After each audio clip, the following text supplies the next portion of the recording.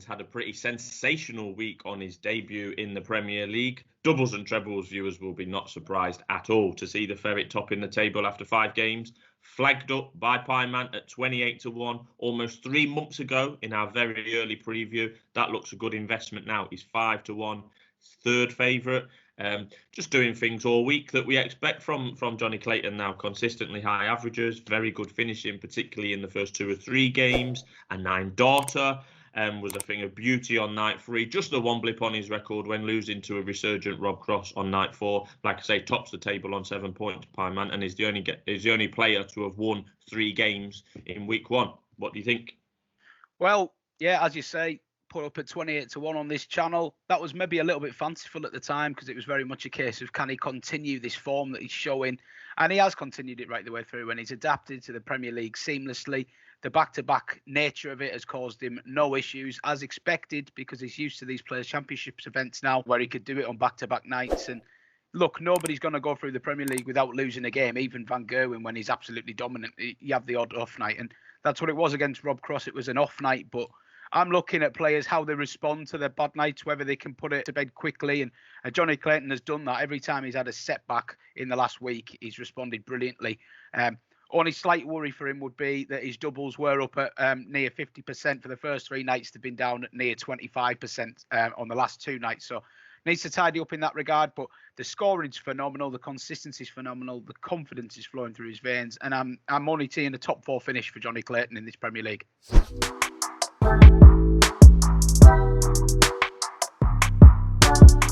And Dimitri Bergh, one of 4 players on 6 points. Is it now into 8-1 to win the Premier League? Like I say, the table is really compact. He's won a couple of games this week, Dimitri, and drawn 2 as well. Was the only man still undefeated after 4 nights before succumbing to Jose de Sousa on night 5.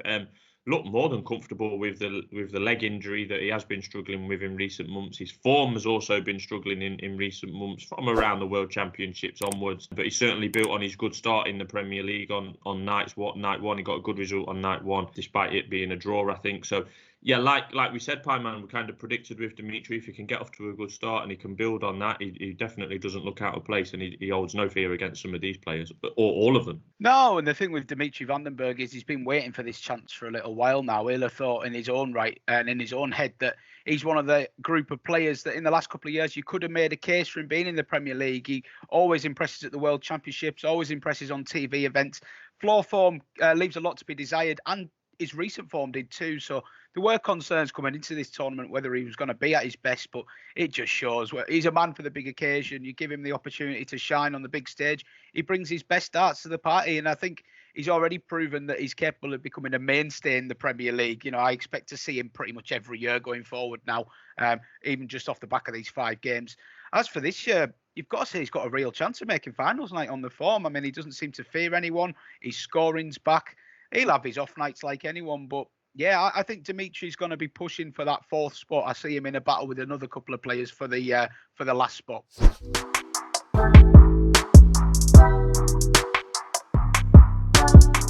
And Nathan Aspinall is another player on 6 points with 2 wins and 2 draws from his first 5 games. I mean, Nathan Aspinall, for me, back to his best as far as I'm concerned. This is the best we've seen him in months and months. Showed his usual grit, determination and bottle throughout the week, really.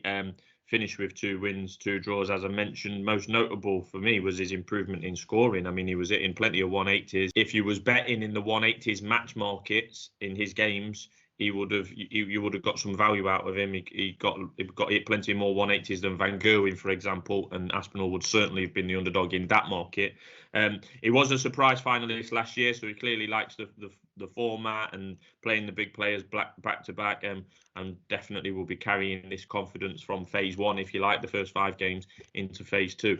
He's 14-1 currently, Pieman. If I was looking at it this stage after the first 5 games, and given what we've seen in week 1, that would be my idea of the best value on offer right now, 14-1 Nathan Aspinall. Yeah, I wouldn't disagree with you too strongly, to be honest. Been very impressed by Nathan Aspinall and delighted to see him getting back to the kind of form that brought him up to Premier League level, really, because it was a rapid rise for him. And we've seen him perform at the World Championship. We know he's capable of losing finalist in the Premier League last year, of course, but another one who had huge form concerns coming into this tournament. We just didn't know what to expect. And we did kind of say in our preview that his determined nature was always going to be an advantage in this kind of format. But not only has he had that determined nature, he's had brilliant darts to back it up as well. And when he's playing the way he is, nobody wants to play him because, as you say, he won't let you off with a single leg. He's so determined and rugged. He'll relish the battle, and he's still, as you suggest by the odds, still relatively unfancied to make the top 4. But I think if you were looking to get involved at this stage, he may well be the pick.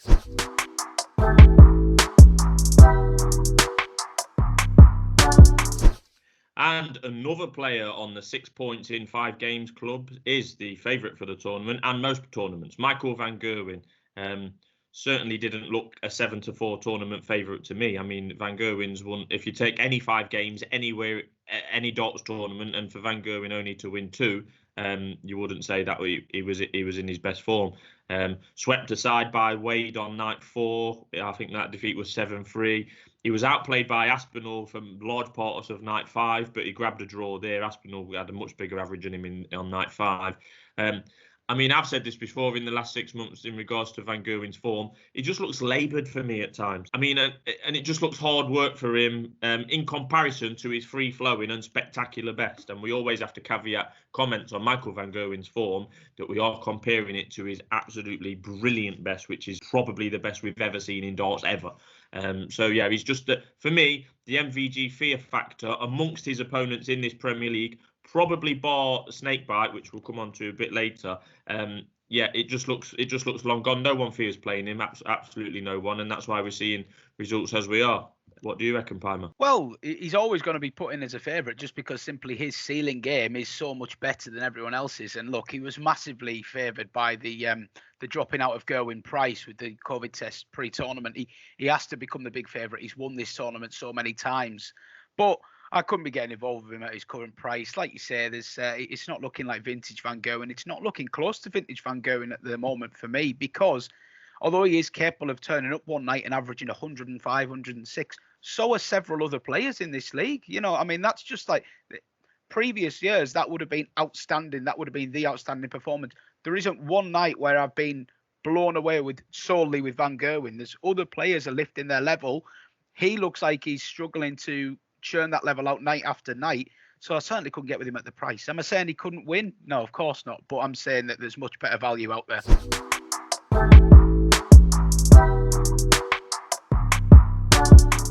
And yet another player on 6 points after 5 games is Peter Snakebite Wright. I mean, it's the same old story from myself. Sound like a broken record. Brilliant one night. See his 7-5 win over Rob Cross. Excellent performance from Snake. Terrible on another night. See the 7-2 defeat to MVG on night 2. And that night, to be fair, I was really disappointed with Snake on night 2. I just thought he rolled over against Van Gerwen. We've already noted that Van Gerwen's not in vintage Van Gerwen form. I just thought Snakebite rolled over. He lost 7-2. Having talked up the rivalry and prodded Van Gerwen with a few comments, he won't win a TV title this year. And, you know, it might be tongue-in-cheek, but he knows what he's doing. I was really disappointed with Snake on night 2. I think he'd almost decided he wasn't winning that game before a dart was even thrown because he changed his equipment again. So it was almost treating it as like a test event against the favourite for the tournament and one of the best players ever.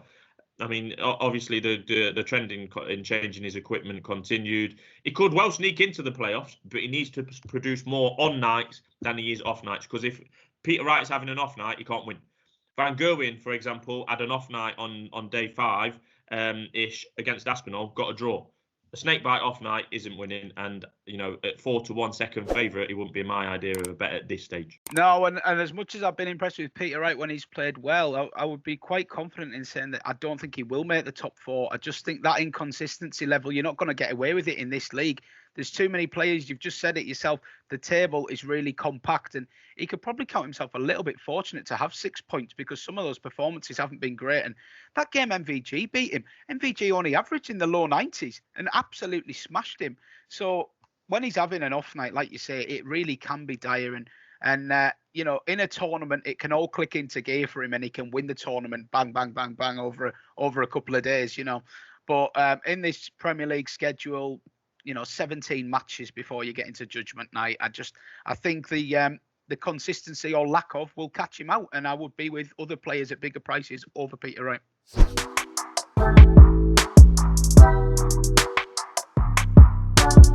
Well, probably the story of the week, really, for me, Rob Cross.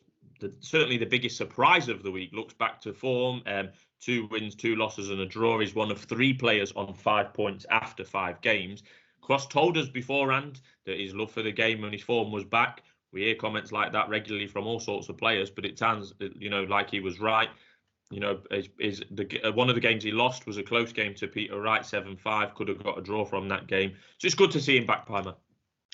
Yeah, and to be honest, we've said about Nathan Aspinall possibly being the value selection. I think Rob Cross is the other one.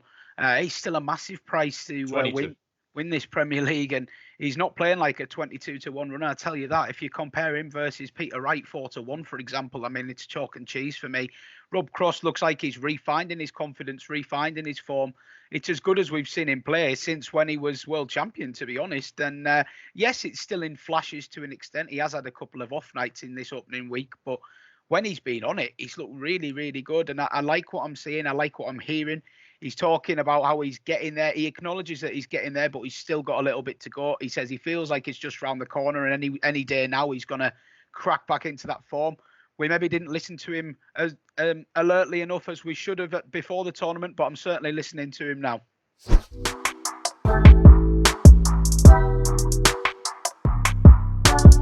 And Gary Anderson, one of 3 players on 5 points after 5 games. Typical Anderson for me, really, Pieman. Some very, very good. I think he had a 148 checkout, etc. Brilliant tip, vintage Anderson. Some not so good, and some not looking interested. And I think that's been the way with him for 2 or 3 years, if you ask me. I can't see him making the final 4 personally. I just don't know if he wants it enough. We heard some alarming comments in the lead up to the Premier League about tour events going to Germany, and he wasn't going to travel, etc., etc. He's 14-1 shot at this stage, Pieman.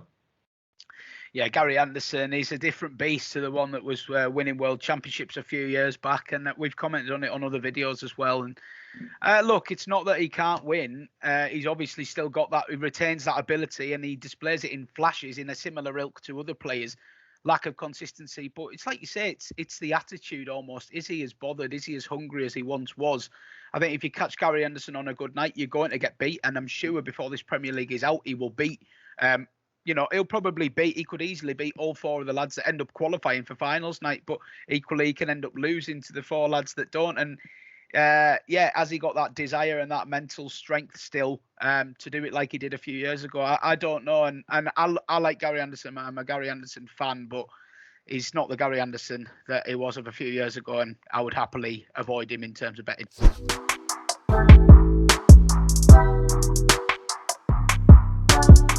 James Wade, the late replacement at the 11th hour of Gerwen Price, who fell ill with a positive corona test. So James Wade's come in, and he started off slowly, got a draw, then back-to-back losses, nights 2 and 3, but then finished the week strongly with a couple of wins, Wade, and that puts him.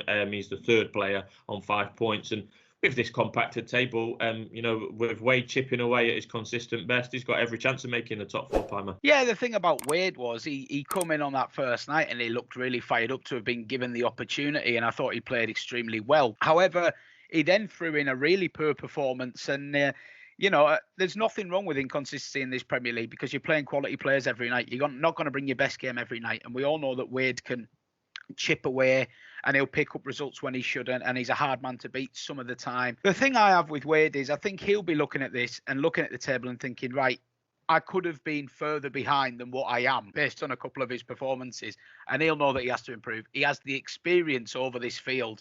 I mean, he's still got the hunger that we maybe say Gary Anderson potentially doesn't have, but he's also got Gary Anderson's experience. And you combine that too, that could be enough to get him in that top 4 mix. So certainly wouldn't be discounting Wade at this stage. I'm not as mad on him as I am on some other players, but I think he's got a real chance of qualifying.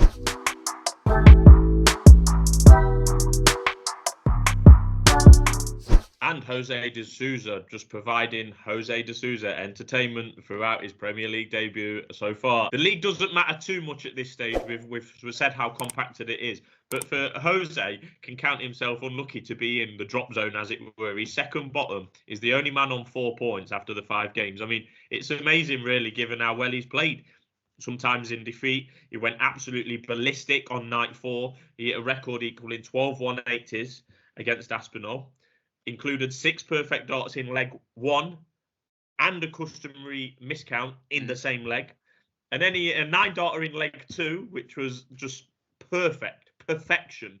But it still wasn't good enough to beat the plucky Aspinall. And, you know, he had to dig in to get the draw on the day, Jose. I mean, he's had to wait for night 5 for his first win. But I wouldn't be disappointed with any Jose performance throughout the week, despite him only winning 1 game. I mean, he's an 18-1 shot now. And I think that's, you know, just because going plainly on his position in the league somewhat. But I can't see Jose being in 9th position when it comes to judgment night with 4 games to play before the bottom 2 are relegated. Jose came into this tournament as roughly an 18-1 shot, and after a week, he's still an 18-1 shot. And that's in a week, as you say, where he's hit a 9-darter. He's broke the 180s record. He's miscounted about 7 times. And, you know, for any other player, you would say, what a bizarre week he's had. But this is just a week in the life of Jose de Sousa. Anything else would be unusual, to be honest. So long may it continue. Yeah. Have we learned anything more about Jose this week? Probably that he doesn't change even when he plays in the biggest events against the biggest players. It doesn't change. He's still Jose. You know what you're going to get. You're going to, if you follow Jose off a cliff, you're going to get some games where you just think, how on earth has he lost that? And equally, you're going to have games where he probably, you know, he's overpriced and he romps home. That's just the type of player he is. That's the nature of him. Does that lend itself to winning a Premier League? Maybe not. But if he can keep doing what he's doing, he's got to be in the mix to qualify, isn't he? You just can't see him. If he comes into a game where he has to win, he's more than capable of doing it against anyone. So great value, and what a great addition to the Premier League.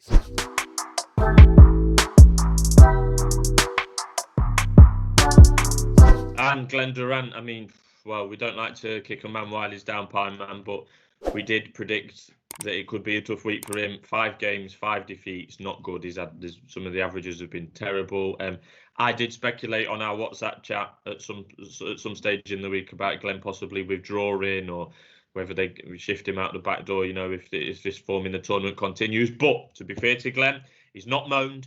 He said on social media that he appears steadfast in his determination to turn it round. You know, he's got no points after 5 games. He looks long odds on to be relegated. But I hope that he can have at least some success when the Premier League returns later in April for the 4 nights of this section. Well, yeah, we did say, you know, on all the evidence there that it was going to be a really tough time for Glen Durrant. And on the first night, I was struggling to watch it, to be honest. It looked like a man who is really having a torrid time with his throw. The release doesn't look right. I mean, it just, like, you compare it to when he won the Premier League last year, his action, he just looks all out. And I think anyone can sympathise with that. You know, sometimes you have something you're really, really good at, and then you just lose it a little bit, and there's no more brutal stage in the Premier League to lose it on, because we've seen it happen to other players. I mean, Gerwen Price was a perfect example in his first Premier League. He hated it. He was getting spanked every week, and it was just like a recurring nightmare for him.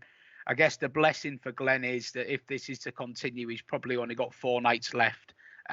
It'd be nice to see him get a win. I think he's still playing well enough and competitively enough to get a win. I mean, he's generally picked up 2 or 3 legs in all of these games, apart from 1 whitewash. So he's still managing to put up a fight. But no, it does look like the end is nigh for Glen Durrant. And I think looking at the longer term picture, it's just got to be a case of him stepping back. Maybe he needs a bit of time away, try and get this throw sorted, because we know there's a world class former Premier League winner in there. So hopefully Glen can get back to it, but no, a tough week. So in conclusion, Pieman, after week 1, we've seen plenty of action, a couple of 9-darters, some mad averages at times. You've said who you think might go on to win the thing. I would be, from a value perspective, I think I would be with Aspinall. But if you are someone that follows doubles and trebles and is on Jonny Clayton at A, either 28-1 that we flagged early doors, or B at the 12-1 we flagged a couple of weeks ago, you'll be very happy with that. And if you are on at those prices, which I know you are, Pieman, there's absolutely nothing you need to do. Just sit back and enjoy and hope that Clayton can do it. He doesn't look out of place at all for me. Yeah, no, I've been really pleased with him. It was everything I hoped for, really, from Jonny in this tournament. I mean, he hasn't looked flustered at all. I was really intrigued to see how he bounced back from a poor performance, and he did it fantastically. So that's another box checked in his favour. And yeah, no reason to panic if you're on Jonny Clayton. I would be saying that on the current prices, I'm a bit surprised at how big Aspinall still is.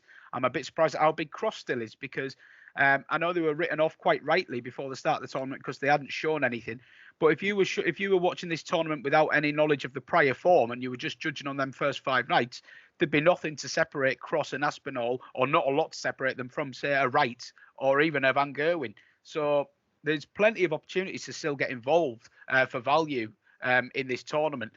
As for predicting who's actually going to top the table, it's a difficult one. I mean, I do think Jonny Clayton will be in the mix to top the table just because he's so consistent. I think MVG's obviously got the ability to click into gear and win 4 or 5 games straight. But I would be very surprised if we don't see Clayton and Van Gerwen in finals night. I really do think Aspinall can get there if he continues this kind of form. And then I think the 4th place is up for grabs. Dimitri's got a great chance. Peter Wright's got a decent chance. Jose's got a decent chance. So very interesting. Very interesting. Yeah, I would agree, Pam. And I think the top 3 are going to be taken up by Clayton, Aspinall, Van Gerwen at this stage. And then we're going to be into the realms of everyone battling it out for the 4th spot. So there's relegation to come after the phase 2, if you like. So the bottom 2 players will go, and then there's another round of games. Then I think there's 8 more games after that. So yeah, there's still definitely plenty to play for, and the table, with it being so compact, could change very quickly. After a couple of nights. So we're looking forward to more action in the Premier League. So thanks for tuning in. Let us know who you think may or may not win in the comments below, and we'll be back with you soon. Thank you. Cheers, guys.